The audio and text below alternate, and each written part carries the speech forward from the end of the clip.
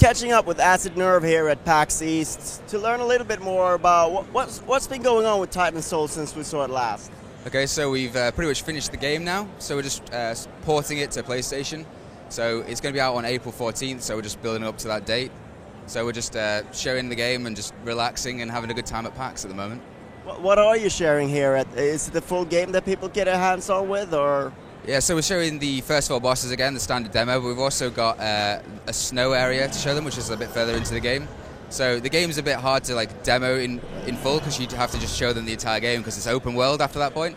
So we have just a cut-off area so they can play, and there's 3 Titans in there. So if anyone wants to check out the extra stuff, if they've played it before, they can come by and play those Titans instead. So what's the experience been like here at PAX with the public coming and testing your game? What's that like? It's really good. It's really good to see people enjoying it after you put loads of hard work into it for all that time. And yeah, it's great. It's been super busy for the past day, and I think today is going to be even busier, so I'm excited to see more people playing. Anything that caught you off guard or surprised you about how people played it, or any particular incident? Or not really. By now we've sort of got a pretty firm grasp on how the game goes down, so no real surprises, thankfully. All right, so we just jumped straight into it, but if you will, a brief overview for those who aren't aware of what Titan Souls is. What kind of game is it? Okay, so it's like an action game, top-down, where you have 1 arrow, 1 HP, and the entire game is boss fights. So the idea is you go around killing all these bosses with your 1 arrow, and if you shoot your arrow, you either have to go pick it up yourself, or you can pull it back to you telekinetically. And all the bosses kind of have 1 HP, so you've got to find their weakness and just hit them once to kill them. But it's a really difficult game, so it's a challenge to stay alive and actually pull off those kills. So, this is one of those games that you really don't want to talk too much about the bosses, I suppose, because that is actually what people will be playing towards, to see all of these bosses.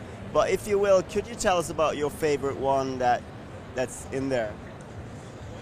I don't know, my favorite one might be a spoiler, I'm not sure. I can tell you, I've got a few favorite ones. Whenever we made Titans, the one I'm making, I'm like, oh, this is my favorite, this is great. I'd say one of my favorite ones is the Yeti fight. So it's, in each area, I think 1 Titan is slightly harder than all the rest, and the Yeti is the hardest in the snow area. It just moves really quickly, throws giant snowballs at you, and its weak spot is its shiny pink butt. So that's cool. And he only flashes this in an instant. Yeah, yeah. All right, so what's it like porting it to PlayStation? Has it been an easy process for you guys? It's been okay. We have Abstraction Games doing the port, so we're working with them to do everything. So they're handling the actual code stuff. So I just, if there's any bugs that I can fix, I can just fix it and push it through to them. But mostly they're doing a really good job. It's going really well. And it is the kind of game that marries well with console, and it's still coming out on Vita, is it? Yeah, PS4 and Vita. I think Vita is a really good fit for it. It's going to be pretty good to be able to play it on a plane or something. Although one of the Devolver guys was playing it on the test kit Vita on the way here, and he was having a stressful time on the plane because he wanted to scream at the game a lot, and you can't do that on a plane. People frown on it. Yeah. And you can get in problem with the FTA and everything. Yeah. People shouting on planes is not a good idea. All right. So now that you're sort of near the end, what can you say of the whole journey with this project? What's it been like? It's been a lot of fun. Yeah, it's been a weird, wild adventure. We made a game in 3 days for Lundare. And then the next thing we knew, we were at E3 showing it. We've been around the world at Gamescom, PAX Prime, PAX East. It's just been an awesome time, yeah. It's been a year, which is a pretty short development time as well. I think we probably did 2 years worth of work in one. But that's how it goes when you want to get something out like this. And it's just been awesome. I guess it's the thing when a game connects with a lot of people, it becomes a totally different thing. Something that you sort of small group developing a game, but you sort of get exposed to everything outside, and it's a little bit different.